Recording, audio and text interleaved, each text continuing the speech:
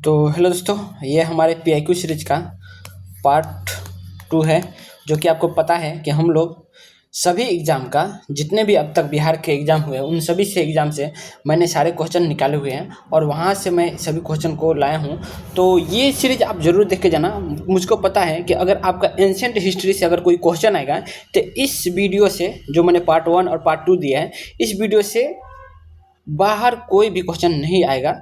तो आप इसको स्किप मत कीजिएगा और देख लेना। चाहे आप बिहार का किसी भी एग्जाम की तैयारी कर रहे हैं तो यहाँ से ज़रूर क्वेश्चन मिलेंगे, तो एक बार ज़रूर देख लीजिएगा। ठीक है, तो हम लोग शुरू करते हैं। ठीक है, पहला क्वेश्चन है कि सारनाथ स्थित स्तंभ का निर्माण किसने करवाया था? तो अशोक ने। इस स्तंभ के शीर्ष पर 4 शेर पीठ सटाकर बैठे हैं। इसे 26 जनवरी 1950 को राष्ट्रीय प्रतीक के रूप में अपनाया गया था, जो कि सत्यमेव जयते वाला है, वही वाला है। ठीक है, सत्यमेव जयते लिखा रहता है, जो 4 बाघ होते हैं उसके नीचे सत्यमेव जयते लिखा रहता है, तो वही उसी की बात कर रहे हैं। ठीक है, फिर हम लोग अगला देखते हैं कि निम्न में से किस महान शासक ने प्राचीन बिहार में हरेक वंश की स्थापना की थी? तो बिंबिसार ने किया था। मौर्य साम्राज्य के संस्थापक कौन थे? तो चंद्रगुप्त मौर्य थे। अशोक के स्तंभ पर कौन सी लिपि लिखी गई है? तो ब्राह्मी लिपि की से। देखिए यहाँ है, अशोक ने अधिकांश अभिलेख ब्राह्मी लिपि में है, लेकिन शाहबाज गढ़ी और मानसेहरा के अभिलेख खरोष्टी में है।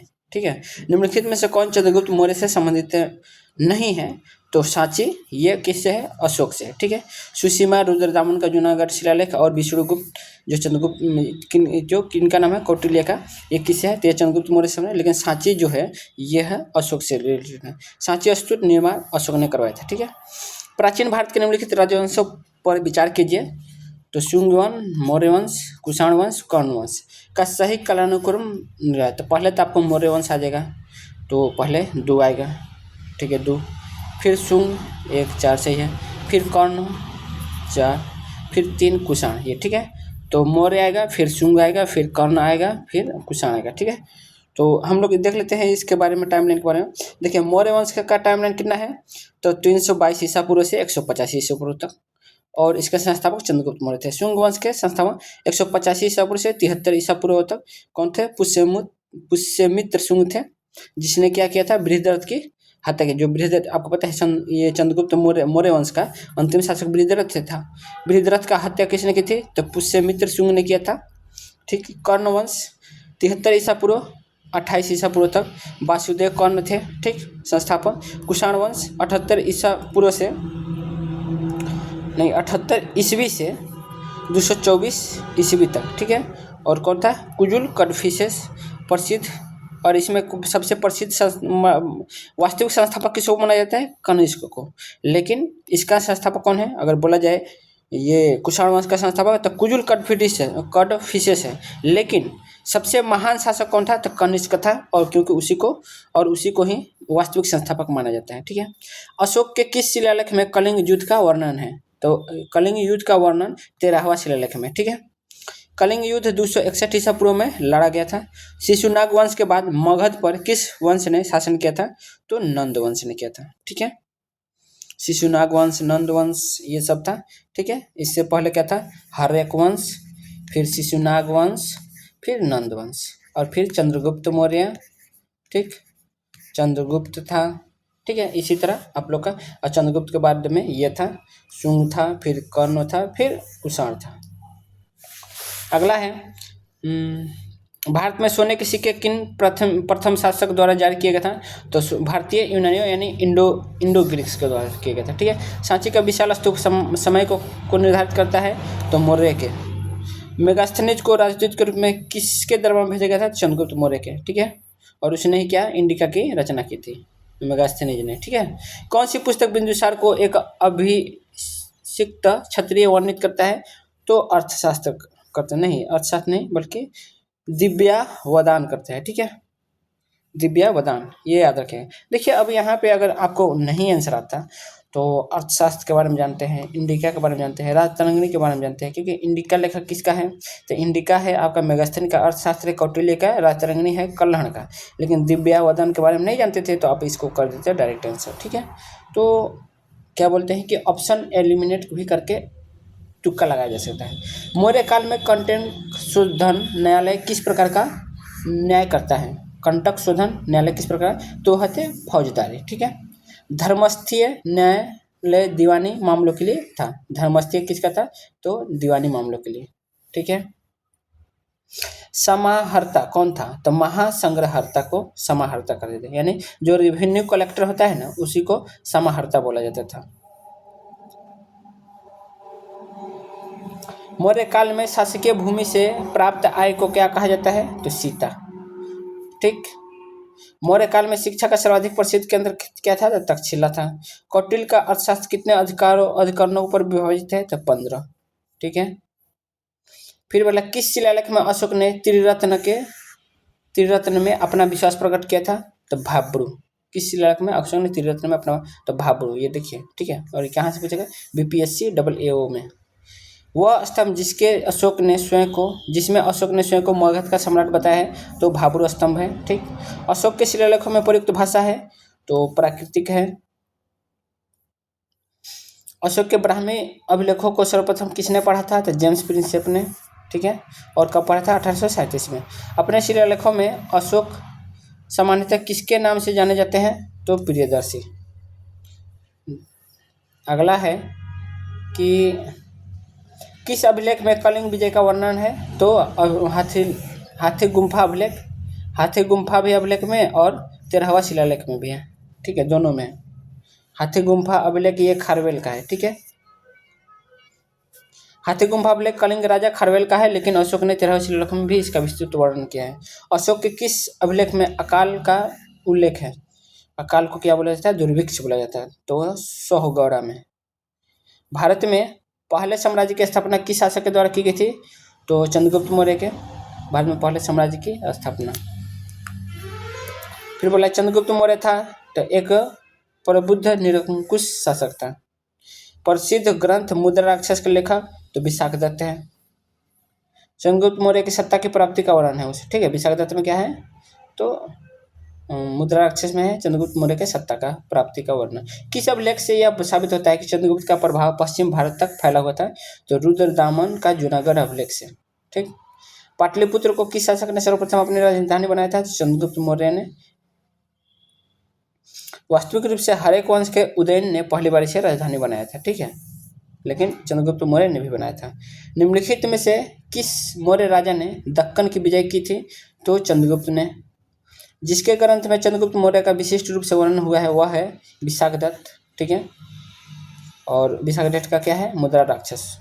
कौटिल्य अथवा चाणक्य किस सम्राट का प्रधानमंत्री था, तो चंद्रगुप्त मौर्य का था। अर्थशास्त्र नामक पुस्तक का लेखक कौन है, तो आपको पता है कौटिल्य है। कौटिल्य का अर्थशास्त्र में किस पहलू पर प्रकाश डाला गया है, तो राजनीतिक नीतियों पर। देखिए, अर्थशास्त्र मतलब इकोनॉमी, लेकिन इकोनॉमी न बोल के राजनीति यानी पॉलिटिक बारे में दिए गए। नंद वंश के पश्चात मगध पर किस राजवंश ने शासन किया था, तो मौर्य वंश ने। ठीक। और मौर्य वंश के बाद में शुंग, फिर कर्ण, फिर कुषाण आया था। सेंड्रोकोटस से चंद्रगुप्त मौर्य की पहचान किसने की थी, तो विलियम जोन्स ने। सेंड्रोकोटस से। ठीक। कौटिल्य की पुस्तक अर्थशास्त्र किस विषय पर आधारित है, तो शासनकाल के सिद्धांत और आश्रम पर। आश्रम नहीं, अभ्यास पर। चंद्रगुप्त मौर्य ने सेल्यूकस को बख्शिश के रूप में क्या दिया था, तो 500 हाथी दिए थे। मेगास्थनीज दूत था किसका, सेल्यूकस का। वह स्रोत जिसमें पाटलिपुत्र के प्रशासन का वर्णन उपलब्ध है वह है इंडिका। मौर्य समाज का 7 वर्गों में विभाजन का विशेष रूप से उल्लेख किया गया है, तो मेगास्थनीज की पुस्तक इंडिका में। ठीक है। इंडिका का उल्लेख कौन था, तो मेगास्थनीज था। अशोक के धम्म का मूल संदेश क्या है, तो यह है राजा के प्रति वफादारी, शांति एवं अहिंसा, बड़ों का सम्मान, धार्मिक सहनशीलता, ये सभी है। ठीक है। तो उपयुक्त में से एक से अधिक यानी सभी हो जाएगा, यानी ये वाला हो जाएगा। फिर बोला सम्राट अशोक चंद्रगुप्त का क्या था, तो अशोक उसका पोता था। देखिए, वंशक्रम क्या है, चंद्रगुप्त मौर्य, फिर उसके बाद में बिंदुसार के बाद में अशोक। ठीक है। निम्नलिखित में से कौन मौर्य शासक अशोक की रानी थी, तो अशोक की रानी कारुआकी थी। निम्न में से किसके प्रयास से बौद्ध एक वैश्विक धर्म बना था, तो वैश्विक धर्म बना था वो अशोक के कारण बना था। ठीक है। अगला क्वेश्चन देखते हैं कि निम्नलिखित से कौन सा क्षेत्र अशोक के साम्राज्य में सम्मिलित नहीं था। तो श्रीलंका, जो श्रीलंका है यह उसके साम्राज्य में सम्मिलित नहीं था। हाँ, ये बात है कि अशोक ने अपने पुत्र और पुत्री को महेंद्र और संघमित्रा को श्रीलंका भेजा था बौद्ध धर्म के प्रचार के लिए, लेकिन उसके साम्राज्य में सम्मिलित नहीं था। अशोक के शासनकाल में बौद्ध सभा का किस नगर में आयोजित की गई थी? तो ये किया गया था पाटलिपुत्र में, क्योंकि तृतीय आपको पता है तृतीय बौद्ध संस्कृति पाटलिपुत्र में हुआ था। ठीक है, और कौन सी ईस्वी में? 250 ईस्वी ईसा पूर्व में। अशोक ने किस राज्य पर आक्रमण किया था? तो कलिंग में। कितने? 261 ईसा पूर्व में। ठीक है, अशोक की नीति के आर्थिक परिणामों के कारण ही मौर्य साम्राज्य का पतन अधिकांशतः उचित था। इस तथ्य में किसने विश्वास किया? तो B.S. स्मिथ ने। ये सही है, क्योंकि अशोक ने तो लड़ाई झगड़ा छोड़ दिया था, तो जितने भी राजा थे उससे जो डरते थे मगध साम्राज्य से, वो डरना छोड़ दिए थे। क्योंकि अब बताओ, साधु से कौन डरेगा। सबसे अंत में कौन सी घटना हुई? तो अशोक की कलिंग पर विजय। हाँ, उसकी लड़ाई यही लास्ट थी, कलिंग पर विजय। इसके बाद में उसने लड़ाई ही छोड़ दिया, तो फिर उसकी लास्ट ही घटना है अशोक की कलिंग पर विजय। और इसका अब किस में मिलता है? तो हाथी गुम्फा अभिलेख, जो कि खारवेल राजा का है, कलिंग के राजा खारवेल का हाथी गुम्फा अभिलेख। और ये दूसरा मिलता है अशोक के 13वें अभिलेख में। ठीक है, तो दोनों में मिलता है। अंतिम मौर्य सम्राट था, तो अंतिम मौर्य सम्राट आपको पता है बृहद्रथ, और बृहद्रथ का ही हत्या करके पुष्यमित्र शुंग ने क्या किया था? तो शुंग वंश की स्थापना की थी। और शास्त्र के अनुसार सीता भूमि का अभिप्राय है, मतलब सीता देखिए क्या बोलते हैं, जैसे सीता माता, तो सीता माता कहाँ से निकली थी? भूमि से। तो क्या बोलते थे ना मौर्य साम्राज्य वाले, भूमि को सीता बोलते थे। ठीक है, तो ये पूछता कि सीता भूमि का क्या अभिप्राय है? तो जनजातियों द्वारा जोती जाने वाली भूमि, चाहे राजकीय भूमि को क्या बोला जाता था? सीता बोला जाता था। अर्थशास्त्र का रचयिता कौन है? तो सबको पता है, कौटिल्य है। महापद्मानंद के बारे में निम्नलिखित कथनों पर सही कथन सही है। कौन सा कथन सही है? तो आपको पता है, उन्होंने नंद वंश की स्थापना की और अपने आर्थिक शक्ति को दर्शाते हुए सिक्के जारी किए थे। ये आपका सही हो जाएगा। ठीक, महापद्मानंद को सर्व छत्रांतक यानी क्षत्रियों का नाश करने वाला और द्वितीय परशुराम भी कहा जाता है। ठीक है, क्योंकि आपको पता है महापद्मानंद बहुत ही प्रतापी राजा था। अगला है कि बिंबिसार का प्रसिद्ध राजवैद्य जीवक कौन था? तो कहाँ का निवासी था? तो राजगिरी था। ठीक है, बिंबिसार का प्रसिद्ध राजवैद्य बोले तो जीवक था, और वो कहाँ का था? तो राजगिरी का था। जीवक बिंबिसार के दरबार पर प्रसिद्ध आयुर्वेदाचार्य, जो राजगिरी वर्तमान राजगिरी का निवासी था। शिलालेख के अध्ययन को क्या कहा जाता है? तो एपिग्राफी कहा जाता है। ठीक है, और अगर आपको पढ़ना हो तो ये मैंने कुछ माइंड में बना के रखा है मौर्य वंश और कलिंग युद्ध के बारे में, तो आप लोग देख लेना। जैसे चंद्रगुप्त मौर्य है, चंद्रगुप्त मौर्य ये संस्थापक है इसका, और चाणक्य की सहायता से इसने स्थापना किया था। फिर ये बिंबिसार है, ठीक, जो कि आपको पता है हर्यक वंश का है। बिंदुसार है, ये चंद्रगुप्त मौर्य के बाद का दूसरा राजा है। और अशोक महान, जो कलिंग युद्ध और धर्मनीति, ये आपको पता है कि प्रतापी राजा था। तीसरा यह चंद्रगुप्त मौर्य का पोता था। ठीक है, और बाकी आप लोग देख लेना कलिंग युद्ध का प्रभाव क्या हुआ था। हृदय परिवर्तन हुआ, हिंसा का त्याग दिया उन्होंने, धर्म नीति को अपनाया, अहिंसा को, धार्मिक संहिता को और प्रजा का कल्याण के लिए। और उन्होंने स्तूप और स्तंभ भी, जैसे सारनाथ स्तंभ कला का चरमकोश है। आपको पता है सारनाथ में स्तंभ जो है बहुत ही फेमस है। अर्थशास्त्र साहित्य में क्या था? अर्थशास्त्र था, जो कि चंद्रगुप्त मौर्य के कौन थे? जो कौटिल्य, विष्णुगुप्त जिनको बोला जाता है, तो उन्होंने अर्थशास्त्र लिखा। और इंडिका किसने लिखा? तो ये मेगास्थनीज ने लिखा। बाकी प्रशासन, शासन और प्रशासन देख लेते हैं। तो केंद्रीय प्रशासन में सर्वोच्च किसका होता था? तो राजा का सर्वोच्चता होता था। फिर मंत्री परिषद होता था। फिर ये अभिलेख की भाषा कौन थी? तो प्राकृतिक और ब्राह्मी थी, आपको पता है। ठीक, तो ये आपका सब कुछ है, एक बार एक झलक देख लेना बस। अब हम लोग चलते हैं। अब देखिए कलिंग का महत्व क्या था? तो व्यापारिक और समुद्री महत्व, क्योंकि आपको पता है वहाँ से व्यापारिक और समुद्री महत्व की वजह से उन्होंने जो अशोक ने उस पर अपना कब्जा करना चाहता। ठीक है, और युद्ध की भयावह अत्यधिक रक्तपात और हजारों की मृत्यु को देख के क्या हुआ? अशोक एकदम उनका दिल पिघल गया। तो ये आप लोग देख लेना। बाकी हम लोग क्वेश्चन देखते हैं। सर्वप्रथम भारत की यात्रा किसने की थी? तो मेगास्थनीज ने किया था। बोला जाता है कि अगर सबसे पहले भारत का कौन सा विदेशी यात्री है तो मेगास्थनीज ही बोला जाएगा। ठीक है, मेगास्थनीज 302 ईसा पूर्व से 298 ईसा पूर्व चंद्रगुप्त मौर्य के दरबार में सेल्यूकस का राजदूत था। ठीक है। किस मौर्य शासक को यूनानियों द्वारा अमित्रघात कहा जाता है? तो बिंदुसार को। ठीक। अमित्रघात का अर्थ है शत्रुओं का संहार करने वाला। कलिंग युद्ध के किस वर्ष में हुआ था? तो 261 ईसा पूर्व में। अशोक के 13वें शिलालेख में सब बता दिया। मौर्य शासक साम्राज्य का अंतिम हिस्सा हो गया। अशोक के, देखिए यही बार बार क्वेश्चन सेम क्वेश्चन दोहराया है, वही क्वेश्चन दोहरा गया है। ठीक है। अशोक के निम्नलिखित में से किस प्रमुख शिलालेख में कलिंग युद्ध का उल्लेख है? तो 13वां। देखिए बार बार ये सब क्वेश्चन ना बार बार पूछे जाते हैं, इसलिए मैंने सोचा ना कि सभी को जितने भी पीआईक्यू है ना मैं आपको एक ही बार में दे देता हूँ, ताकि आपको दोबारा पीआईक्यू कहीं से, मतलब ये आप लोग पढ़ लेना, आपको पीआईक्यू पढ़ने की जरूरत नहीं है, क्योंकि मैंने बिहार पुलिस जो सबसे छोटा एग्जाम माना जाता है बिहार का, बिहार पुलिस से लेके मैंने सबसे बड़ा एग्जाम जो कि बीपीएससी माना जाता है वहाँ तक मैंने ये सब ढूंढ के दिया है। तो इसके अलावा आप लोग को कहीं जाने की जरूरत नहीं है। ठीक है। तो मौर्य के अधीन प्रांतीय प्रशासन को नेतृत्व आमतौर पर किसके द्वारा किया जाता है? तो कुमार, जिसको बोला जाता है आर्यपुत्र। ठीक है। महापद्मानंद के बारे में निम्नलिखित कथनों पर विचार करें। उन्होंने नंद वंश की स्थापना की और अपने आर्थिक शक्ति को दर्शाते हुए सिक्के जारी किए। बिल्कुल सही है। और देखिए ये देखिए अभी मैंने पीछे ये क्वेश्चन देखा था। ठीक है। और ये देखिए 2025 में जो फील्ड असिस्टेंट का एग्जाम हुआ था 25 मार्च 2025 को, देखिए वहाँ से ये क्वेश्चन पूछा गया है। ठीक है, वहीं पे पूछा गया था। ठीक है। कालाशोक किस राजवंश से संबंधित था? तो कालाशोक शिशुनाग वंश से संबंधित था। ठीक है। और इसके टाइम में क्यों कौन हुआ था? तो अजातशत्रु फर्स्ट हुआ था और कालाशोक के टाइम ही सेकेंड वाला बौद्ध संगीति हुआ था। ठीक है। देखिए यहाँ पे दिया भी है। चीनी जनरल पान चाओ ने किस कुषाण शासक को हराया था? तो कनिष्क को हराया था। चीनी जनरल पान चाओ ने किस कुषाण कनिष्क को हरा दिया था, देख रहे हैं, जो कि कनिष्क एकदम फेमस था। तो ये किसको हराया था? कनिष्क को पान चाओ ने। कौशल एवं मगध के मध्य संघर्ष का प्रारंभ किसके समय हुआ था? तो अजातशत्रु के। ठीक।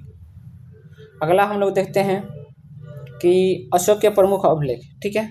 तो पहला किस में था? पशु बलि की निंदा थी। पांचवा में क्या था? तो धम्म महामात्रों की नियुक्ति था। सातवां और आठवां में अशोक की तीर्थ यात्राएं थी। 13वां में क्या है? कलिंग युद्ध का वर्णन।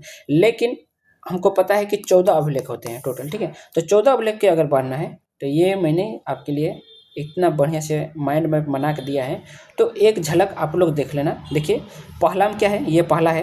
तो पहला में है जीव हत्या पूर्वक, जैसे पशु बलि अभी को बोला ना। दूसरा है जन कल्याण कार्य। ठीक। तीसरा में धम्म प्रसार के नींद। चौथा में धम्म घोष। चौथा में धम्म महामात्रों की नियुक्ति। छठा में प्रशासनिक एवं सतर्कता निरीक्षण। और सातों में सभी धर्मों के प्रति सहिष्णुता। आठवां में धम्म यात्राएं। ठीक। और नौवां है धम्म समारोह। और 10वां धम्म की प्रशंसा। और 10वां धम्म दान। और 12वां है धार्मिक समन्वय। 13वां में कलिंग युद्ध और धम्म विजय। और चौथा है विविध निर्देश, जैसे शिलालेख के संक्षिप्त का कारण, पुनरावृत्ति और ये आप लोग देख, जैसे मैंने तो केवल मेन पॉइंट बता दिया, लेकिन आप लोग को ये भी पढ़ लेना है। ठीक।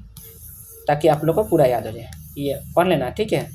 और पढ़ के अपना देखिए मैंने क्या बोला ना कि जिसे मैंने पीआईक्यू पूरा तो लाया। ठीक। अब पीआईक्यू से क्या है कि कोई क्वेश्चन छूट जाता है, कोई कॉन्सेप्ट है, तो मैंने क्या किया कि जो भी है माइंड मैप और रिवीजन चार्ट के थ्रू मैं चाहता हूं कि जो भी छूटे हुए कॉन्सेप्ट है वो भी आपका कंप्लीट हो जाए। ठीक है। तो ये आप लोग जरूर देखना। आगे देखते हैं हम लोग कि किस मौर्य स्तंभ के शीर्ष पर एक विशाल हाथी स्थापित है? तो संकिंसा स्तंभ उत्तर प्रदेश के फर्रुखाबाद जिले में स्थित है। और देखिए अब यह स्तंभ की बात करते हैं, तो मैंने ये पूरा स्तंभ दे दिया है, स्तंभ के बारे में क्या क्या था। तो ये आप लोग स्तंभ देख लेना। जैसे कि आपको पता है प्रयागराज में है, लौरिया नंदनगढ़ है। ठीक। सांची का स्तूप है, सारनाथ का है, मेरठ का है, प्रयागराज का है। तो ये सब स्तंभ है। तो आप लोग देख लेना, स्तंभ के बारे में कुछ मैंने दे दिया है, बाकी और हम लोग क्वेश्चन करते हैं। बोला है कि सबसे अंत में कौन सी घटना हुई थी? तो अशोक का कलिंग पर विजय हुआ। देखिए सेम क्वेश्चन रिपीट होता है। देखिए बीपीएससी में भी सेम क्वेश्चन रिपीट होता है, इसलिए मैंने रिपीट कर दिया है। मौर्य साम्राज्य का अंतिम शासक कौन था? तो बृहद्रथ था। ठीक है। ये बार बार क्वेश्चन पूछता है भाई, आप लोग जरूर देख लेना। अगला है कि निम्नलिखित में से किस शिलालेख में अशोक के नाम का उल्लेख है? तो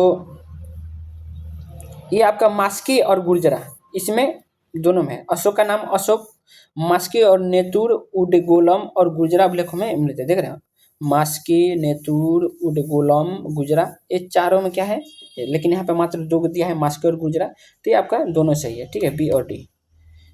निम्नलिखित में से किस नदी के तट पर हाइडेस्पिस का युद्ध हुआ था? तो झेलम नदी पर। और हाइडेस्पिस आपको पता है किस किस पोरस और सिकंदर के बीच हुआ था, ठीक है, 326 ईसा पूर्व में, ठीक है। निम्नलिखित में से किस स्थल पर स्थित स्तूप अवशेषों से अशोक की प्रशस्त प्रतिमा प्राप्त हुई जिस पर उसका नाम उत्कीर्ण है? तो कंगन हाली। ये देख लेना, ये थोड़ा क्वेश्चन ये फॉरेस्ट रेंजर ऑफिसर का है, ठीक है।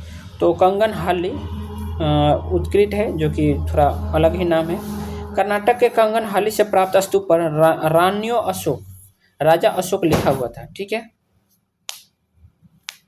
कौटिल्य के अर्थशास्त्र के अनुसार निम्नलिखित में से कौन राज्य के करों की वसूल के लिए जिम्मेदार था? तो समहर्ता था। समहर्ता आपको पता है रेवेन्यू कलेक्टर बोला जाता है। राजस्व विभाग का मुख्य अधिकारी सन्निधाता राजकीय कोष का मुख्य अधिकारी था, ठीक है। समहर्ता राजस्व विभाग का मुख्य अधिकारी था और सन्निधाता राजकीय कोष का मुख्य अधिकारी था। अगला है कि अशोक के प्रस्तर अभिलेख डैश के प्रतीक थे, तो किसके? प्रशासन के प्रतीक थे। चंद्रगुप्त मौर्य चंद्रगिरी पर्वत श्रवण बेलगोला किस जैन संत के साथ गया था? तो भद्रबाहु के। चंद्रगुप्त मौर्य ने भद्रबाहु से दीक्षा ली और 298 ईसा पूर्व में संलेखना यानी उपवास द्वारा पानी में जाके अपना प्राण त्याग कर दिए थे, ठीक है। कौटिल्य का महाप्रधानमंत्री था? तो कौटिल्य चंद्रगुप्त मौर्य का। और निम्नलिखित में से कौन सा कथन सही है? तो 326 ईसा पूर्व में सिकंदर ने भारत पर आक्रमण किया था, सही है। आम्भी यानी तक्षशिला का राजा ने सिकंदर का स्वागत किया था, सही है। सिकंदर की मृत्यु 323 बीसी में हुआ, बिल्कुल सही है। केवल एक नहीं, ये आपका सभी सही है, ठीक है। हर्यक और शिशुनाग वंश का देखते हैं। चाणक्य को इस नाम से भी जाना जाता है, तो विष्णुगुप्त से जाना जाता है। चाणक्य के अन्य नाम विष्णुगुप्त और कौटिल्य थे। अर्थशास्त्र की रचना की जो राजनीतिक और प्रशासन पर आधारित ग्रंथ है। भारत की मैकियावली भी इनको कहा जाता है, ठीक है। सारनाथ का लायन कैपिटल किस शासक से संबंधित है? तो अशोक से, ठीक है। सारनाथ का सिंह स्तंभ अशोक ने बनवाया था। भारत सरकार ने इसे 26 जनवरी 1950 को राष्ट्रीय प्रतीक के रूप में अपनाया था। इसमें 4 सिंह एक दूसरे की ओर पीट करके बैठे हैं। चंद्रगुप्त मौर्य के साम्राज्य की राजधानी क्या है? तो साम्राज्य की राजधानी पाटलिपुत्र है, ठीक है। चंद्रगुप्त मौर्य नंद वंश का अंतिम शासक धनानंद को हराकर मौर्य साम्राज्य की स्थापना की थी। पाटलिपुत्र आधुनिक पटना का प्राचीन नाम है। मेगास्थनीज चंद्रगुप्त मौर्य के कार्यकाल में कौन था? तो राजदूत था, ठीक है। मेगास्थनीज यूनानी शासक सेल्यूकस निकेटर का राजदूत था और इसने इंडिका नामक पुस्तक लिखी थी। बिंदुसार के शासन के दौरान अशांति कहाँ थी?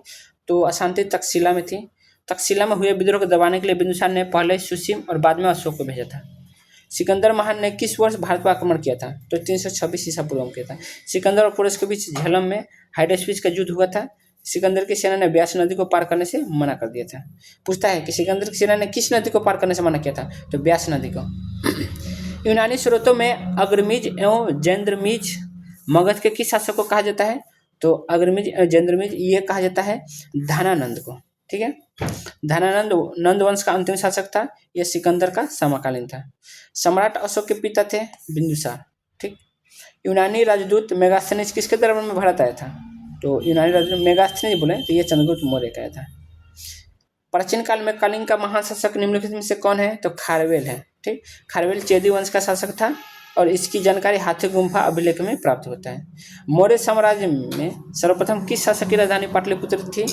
तो मौर्य साम्राज्य की बात कर रहे हैं तो यह था चंद्रगुप्त मौर्य, लेकिन ऐसे पूछते तो उदयन था, ठीक है। सम्राट अशोक महान जिसने 40 वर्षों तक भारत में राज्य किया की राजधानी का उस समय नाम था, तो वो नाम था पाटलिपुत्र, ठीक।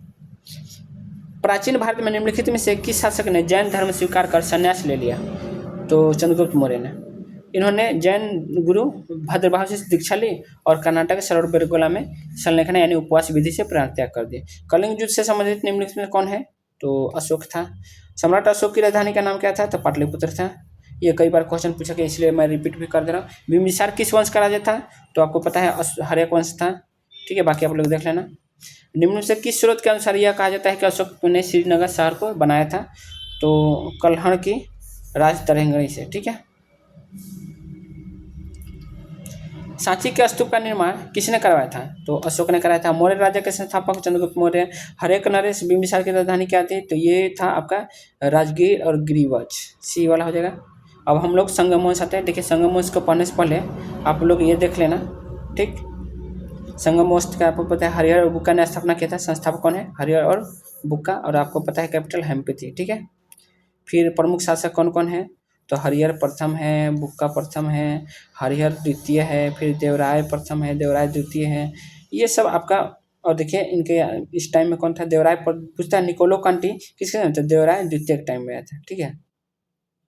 और इनको गजबटेर, महानतम शासक, नौसेना, ये सब है, ठीक। और देवराय द्वितीय को ही क्या बोला जाता है? कृष्ण देव राय बोला जाता है, ठीक है। तो ये है, तो आप लोग देख लेना, ये सब यहाँ पर सब दिया हुआ है, तो आप लोग अच्छे से देखना। हम लोग चलते हैं, क्योंकि और पतन का कारण क्या है? तो अयोग्य उत्तराधिकारी हुए थे, आंतरिक संघर्ष हुआ था, और बहमनी सल्तनत के साथ युद्ध हुआ। तालीकोटा का युद्ध आपको पता है, सबको पता है कि वो तालीकोटा का युद्ध हुआ था, जिसमें संगम विजयनगर साम्राज्य का समाप्त हो गया था, ठीक है। तो आगे हम लोग चलते हैं। अगला है कि निम्नलिखित में से चेर राजवंश की राजधानी कौन सी थी? तो चेर राजवंश की कुरुवर या कुरूर बोला जाता है, ठीक। चेर राजवंश का प्रतीक चिन्ह धनुष था, और इनका शासन वर्तमान केरल और तमिलनाडु के कुछ हिस्सों में। संगम युग में उरेयूर किस लिए विख्यात था? तो कपास के व्यापार का महत्वपूर्ण केंद्र था, इसलिए विख्यात था। निम्नलिखित में से किसका उल्लेख संगम साहित्य में नहीं हुआ था? तो कदम का, ठीक। संगम साहित्य में केवल चोल, चेर और पांड्य राज्यों का उल्लेख है, ठीक है। और रिविजन देखते हैं, तो चोल की राजधानी क्या थी? तो उरेयूर और पुहार, और उनका प्रतीक चिन्ह बाघ था। चेर का करूर या वंजी या धनुष था उसका। पांड्य का मदुरै और मछली था इसका, ठीक है। पूछता है पांड्य के किस थे? मछली, ये कई बार पूछा हुआ है। संगम काल में तमिल में महाभारत किसने लिखी थी? तो बिल्ली पुतूर ने लिखी थी, बिल्ली पुतूर।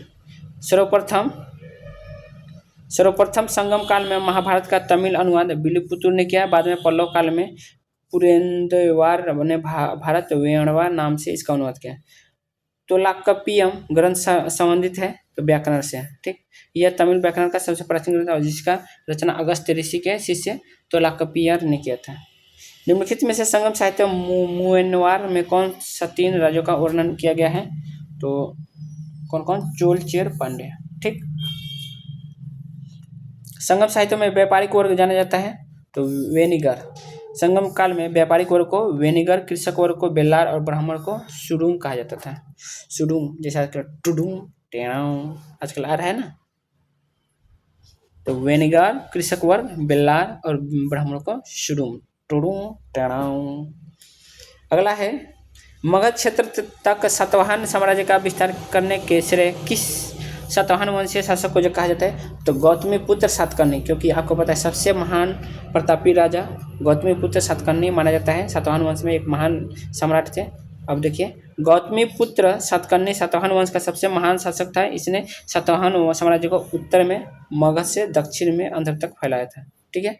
अगला है कि निम्नलिखित का सही कालानुक्रम व्यवस्थित करें। कुषाण वंश, शुंग वंश, गुप्त वंश, कर्ण वंश, ठीक है। तो सबसे पहले आपको पता है कि मौर्य के बाद में शुंग वंश आया था, फिर कर्ण वंश आया था, फिर कुषाण, फिर गुप्त आया था, यानी 2 4 1 3, 2 4 1 3 ये आ गया, ठीक।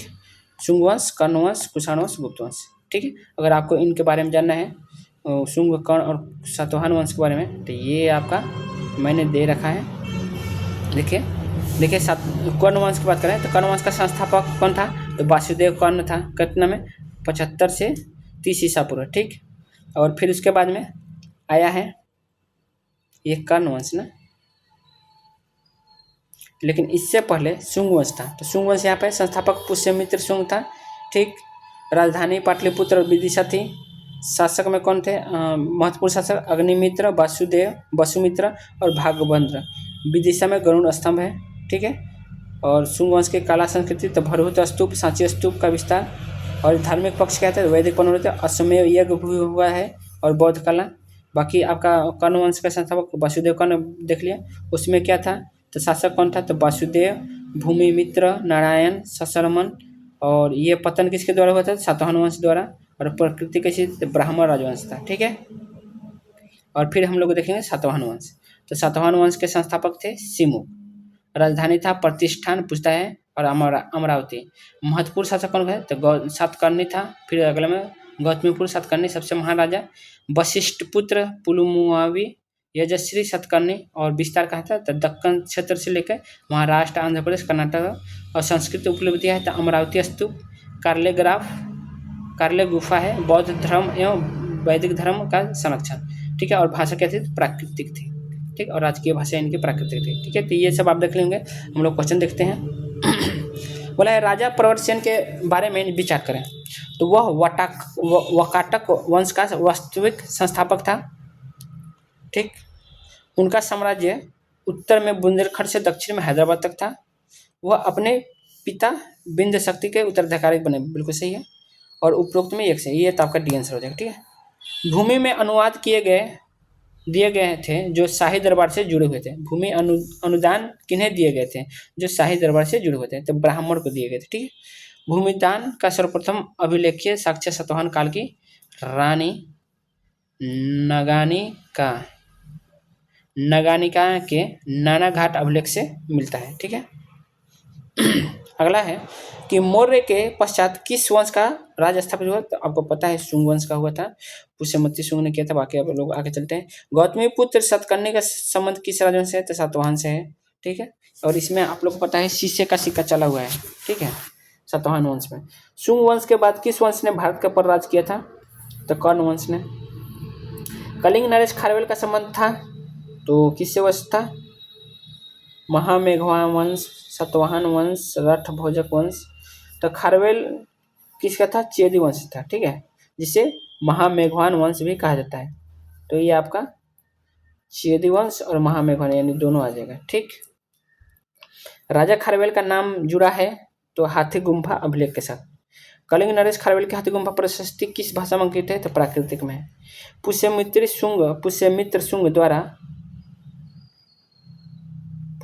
शुंग द्वारा शासक के रूप में अपनी शक्ति स्थापित करने के लिए किए गए महत्वपूर्ण कार्यों में से एक क्या था? तो अश्वमेध यज्ञ किया। ठीक है। पुष्यमित्र शुंग ने 2 अश्वमेध यज्ञ करवाए जिसका संपादन प्रसिद्ध व्याकरणविद पतंजलि ने किया था। मनुस्मृति किस विषय के साथ जुड़ा हुआ है? तो विधि के। मनुस्मृति की रचना शुंग काल में ही हुई थी। ठीक है। अगला है कि शुंग राज्य के संस्थापक कौन था? तो पुष्यमित्र शुंग था। तो हम लोग बाह्य आक्रमण देखते हैं। तो हमारा सोच रहे हैं कि चलिए चलते हैं, देखते हैं। बाह्य आक्रमण हुण राजा तोड़मार किस औलिकार राजा द्वारा पराजित किया गया था? तो किसके द्वारा किया गया था? तो प्रकाश धर्मन द्वारा। शक संवत वर्ष प्रारंभ हुआ था तो ये हुआ था 78 ईस्वी में। बाकी आप लोग को देखना है इसका माइंड में, तो मैंने ये बना रखा है। तो एक बार आप लोग इसको अच्छे से पढ़ लेना। ठीक है। थोड़ा सा स्टॉप करके इसको पढ़ लेना क्या क्या इसमें है। और नहीं समझ में आए तो आप लोग बोलना, मैं इसको अच्छे से समझा दूंगा। और मैं एक लाऊंगा, मैं माइंड, अगर आपको चाहते हैं कि मैं माइंड मैप के थ्रू से आपका रिवीजन कराऊं तो बोलिएगा, मैं माइंड मैप के थ्रू से इसी तरह माइंड मैप का बना के आप लोग को ये कवर करा दूंगा पूरे सब्जेक्ट का। ठीक है। तो हम लोग चलते हैं आगे। बोला है ये हम लोग देखते हैं क्वेश्चन।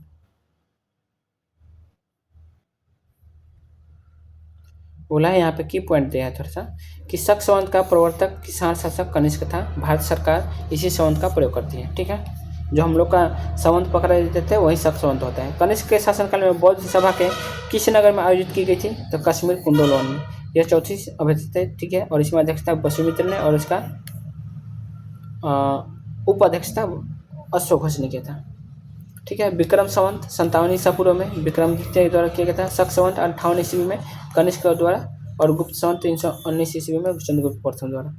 ठीक है। बाह्य आक्रमण और के बारे में और गुप्त और गुप्तोत्तर समय के बारे में पढ़ते हैं। तो निम्नलिखित में से किनको शक संवत की स्थापना का श्रेय दिया जाता है? तो कुषाणों को। कुषाण राजा कनिष्क ने 78 ईस्वी में शक संवत चलाया जिसे आज भारत का सरकार द्वारा भी राष्ट्रीय कैलेंडर के रूप में प्रयोग किया जाता है। गौतम बुद्ध को एक देवता का स्थान किस राजा के युग में प्राप्त हुआ था? तो कनिष्क के। ठीक है। कनिष्क के समय 4थी बौद्ध संगति हुई और बौद्ध धर्म में हीनयान एवं महायान में विभाजित हुआ। शाखा ने महायान शाखा ने बुद्ध को देवता मानकर मूर्ति पूजा किया था, ठीक है, जबकि हीनयान वाले कोई नहीं मानते थे। सुदर्शन झील एक कृत्रिम जलाशय की मरम्मत किसने की थी? तो रुद्रदामन ने किया था। झील का इतिहास, निर्माण कौन किया था? चंद्रगुप्त मौर्य ने पुष्यगुप्त द्वारा। नहरें अशोक ने तुष्पाक द्वारा, और प्रथम मरम्मत रुद्रदामन प्रथम ने, द्वितीय मरम्मत स्कंदगुप्त ने किया था, ठीक है। भारत में ग्रीक आक्रमणकारी के बाद कौन आया था? तो शक और हूण आए थे। आयुर्वेद के महान विद्वान और चरक किस शासक के काल में संबंधित है? तो कनिष्क के। निम्नलिखित में से कनिष्क की राजधानी कौन सी थी? तो पुरुषपुर पेशावर माना जाता है, ठीक है। कनिष्क की पहली राजधानी पुरुषपुर और दूसरी राजधानी मथुरा है, ठीक। भारत पर हमला करने वाला पहला आक्रमणकारी कौन था? तो डेरियस था। ईरानी शासक डेरियस प्रथम दारा प्रथम ने सर्वप्रथम भारत पर सफल आक्रमण किया था। भारत सरकार द्वारा प्रयोग में आने वाला शक संवत किसने प्रारंभ किया था? तो कनिष्क ने। कुषाण शासक का कनिष्क का राज्याभिषेक किस सन में हुआ था? तो 78 ईस्वी में किया होता। अब देखिए, अब इसके बाद गुप्त साम्राज्य वाला पढ़ेंगे। तो भारत पर हुन वंश का आक्रमण किसके शासनकाल में हुआ था? तो स्कंदगुप्त के। स्कंदगुप्त ने हुनों को पराजित कर विक्रमादित्य और क्रमादित्य की उपाधि ली थी। निम्नलिखित में से किस शासक ने हर्ष के समय असम पर शासन किया था? तो भास्कर वर्मन। बोला है कि निम्नलिखित में से किस शासक अभिलेख में समुद्रगुप्त को परम भागवत कहा जाता है? तो इलाहाबाद स्तंभ लेख प्रयाग परिस्थिति में, ठीक है। निम्नलिखित में से गुप्त शासकों को सही कालक्रम में व्यवस्थित करना है। कुमारगुप्त, समुद्रगुप्त, स्कंदगुप्त, चंद्रगुप्त। आपको पता है कि सबसे पहले कौन हुआ था? तो समुद्रगुप्त। इनमें से सबसे पहले समुद्रगुप्त, ठीक। फिर चंद्रगुप्त द्वितीय, फिर इसके बाद में आ जाएगा कुमारगुप्त, फिर आएगा स्कंदगुप्त, ये लास्ट में आएगा, ठीक है। तो आपका हो गया समुद्रगुप्त 335 से 75 के बीच, और चंद्रगुप्त द्वितीय 375 से 415, कुमारगुप्त 415 से 455, और फिर कुमारगुप्त कौन है? स्कंदगुप्त 455 से 467, ठीक। मंदसौर प्रशस्ति किस शासन के उपलब्धियों का विवरण है? तो आपको पता है मंदसौर कुमारगुप्त से संबंधित है, ठीक। गुप्त काल में बृहद संहिता की रचना किसने की थी? तो बराहमिहिर ने किया था, ठीक है। निम्नलिखित में से कौन सा प्राचीन काल में भूमि कर नहीं था? तो भूमि कर में पेट नहीं था, ठीक है। पेट गुप्त काल में एक प्रशासनिक इकाई ग्राम समूह थी, ठीक है। पेट ये हो गया। किस वंश ने सबसे अधिक समय तक शासन किया था? तो गुप्त वंश ने, ठीक है। वत्सराज किस वंश का प्रसिद्ध शासक था? तो गुर्जर प्रतिहार। निम्नलिखित को सुमेलित करना है, ठीक है। तो चंद्रगुप्त प्रथम की बात करें तो ये था प्रयाग शिलालेख से संबंधित। समुद्रगुप्त क्या था?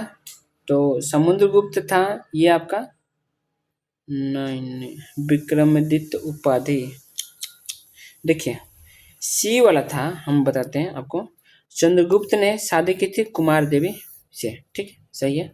समुद्रगुप्त ने किया था, समुद्रगुप्त का प्रयाग शिलालेख यानी प्रयाग प्रशस्ति से है, ठीक है, जिसमें बीणा, इसके सिक्कों में बीणा बजाते हुए जाते हैं, यानी इसको महान राजा भी बोला जाता है। समुद्रगुप्त को नेपोलियन बोला जाता है, ठीक है। भारत का नेपोलियन समुद्रगुप्त को बोला जाता है। यह है चंद्रगुप्त द्वितीय विक्रमादित्य को उपाधि दी थी, और कुमारगुप्त प्रथम ने महेंद्र दत्त उपाधि दी। तो ये आमने सामने आपका रिलेटेड है, ठीक है। थानेश्वर राजधानी थी किसकी? तो वर्धनों की थी, जो पुष्यभूति वंश, जो कि हर्षवर्धन है। हर्षवर्धन ने बाद में राजधानी थानेश्वर से कनौज स्थानांतरित किया था। कभी बाण निवासी था, कहाँ का था? तो ये प्रतिकूट का था, प्रीतिकूट का था। तो उपरोक्त में से कोई नहीं आंसर हो जाएगा, बल्कि वो कहाँ थे? प्रीतिकूट से थे। प्रसिद्ध चीनी यात्री फाहियान ने किसके शासनकाल में भारत की यात्रा की थी? तो वो किया था फाहियान, यानी चंद्रगुप्त द्वितीय के, ठीक है, जिसको चंद्रगुप्त विक्रमादित्य बोला जाता है। निम्नलिखित गुप्त शासकों में किसने विक्रमादित्य उपाधि दी थी? तो चंद्रगुप्त द्वितीय ने। किस गुप्त शासक ने शकों को पराजित किया और इस कारण शकारी कहलाया? तो चंद्रगुप्त द्वितीय ने। किसके द्वारा 3 प्रसिद्ध बंदरगाहों सोपरा, काम्बे और बड़ौच को गुप्त साम्राज्य से मिला गया? तो चंद्रगुप्त विक्रमादित्य।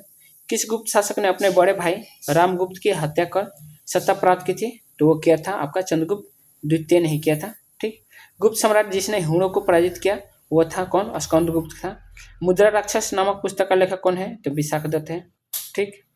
अगला, इनमें से कौन गुप्त काल में औषधि के क्षेत्र में अपने कार्य के लिए जाने जाते हैं? तो सुश्रुत थे। सुश्रुत कनिष्क कुषाण काल के समय के माने जाते हैं, इसलिए गुप्त काल के लिए भी विकल्प सही है। यहाँ पे हमारा कौन है? तो ये सुश्रुत नहीं बल्कि उपयुक्त कोई नहीं है, क्योंकि सुश्रुत क्या है?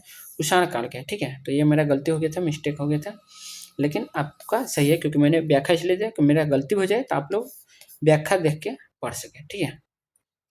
और देखिए ये क्वेश्चन ना गलती इसलिए होता है ना, क्योंकि यह क्वेश्चन, लेकिन एग्जाम ये क्वेश्चन क्या हुआ है कि विवादित क्वेश्चन है, ठीक है। बहुत लोग ना सुश्रुत को ये क्या बोलते हैं, गुप्त काल में भी मान लेते हैं, ठीक। अगला क्वेश्चन है कि किस प्रकार की भूमि को अप्रहत कहा जाता है? तो बिना जोती हुई जंगली भूमि को, ठीक है। चंद्रगुप्त द्वितीय किस साम्राज्य के शासक थे? तो गुप्त साम्राज्य के थे, ठीक है। किस वंश ने सबसे अधिक समय तक शासन किया था? तो यहाँ पे गुप्त वंश आ जाएगा, ठीक है। गुप्त युग में भूमि राजस्व की दर क्या है? तो उपज का 6वां भाग था। किसने तर्क दिया कि गुप्त और उत्तर गुप्त काल में धन अर्थव्यवस्था में पतन दिखता था? तो आर एस शर्मा ने बोला था। नागरों का क्रमिक पतन किस काल की एक महत्वपूर्ण विशेषता थी? तो गुप्त काल की थी, ठीक है। अगला हम क्वेश्चन देखते हैं कि किस शासक वंश ने मंदिरों एवं ब्राह्मणों को सबसे अधिक ग्राम अनुदान में दिया था? तो गुप्त वंश ने दिया था। किस गुप्त शासक ने सर्वप्रथम महाराज धीराज की उपाधि दी थी? तो चंद्रगुप्त प्रथम ने। नालंदा ताम्रलेख में किस गुप्त शासक को परम भागवत कहा जाता है? तो समुद्रगुप्त को। प्राचीन भारत का नेपोलियन किसे कहा जाता है? तो समुद्रगुप्त को। विंसेंट स्मिथ ने समुद्रगुप्त को उसके विजयों के कारण भारत का नेपोलियन कहा था, ठीक है। हरिसेन किस गुप्त शासक का दरबारी था? तो समुद्रगुप्त का था, ठीक है। निम्नलिखित में से किस वंश ने सबसे अधिक समय तक शासन किया? तो गुप्त ने। इनमें से किसने सर्वप्रथम व्यापक पैमाने पर समुद्र मुद्रा का प्रचलन किया था? तो कन्फ्यूशियस ने, ठीक है। परमार वंश को स्थापित किया था? तो परमार वंश का स्थापित उपेंद्र ने किया था। समुद्रगुप्त की उपलब्धि की प्रशंसा करने वाले प्रयाग प्रशस्ति की रचना किसने की? तो हरिसेन ने किया था। गुप्त वंश का संस्थापक कौन था? तो श्री गुप्त था, ठीक है। और आप लोग को गुप्त वंश के बारे में पढ़ना हो तो ये आपके पास माइंड मैप है, एक बार एक झलक इसको जरूर देख लेना, ठीक है। तो हम लोग आगे चलते हैं। गुप्त संवत कब प्रारंभ हुआ था? 319 ईस्वी में।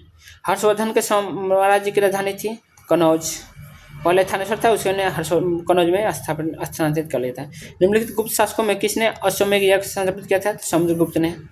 विक्रम संवत किस गुप्त शासक से आरंभ किया गया है? तो चंद्रगुप्त द्वितीय परम्परागत मान्यता से, ठीक है।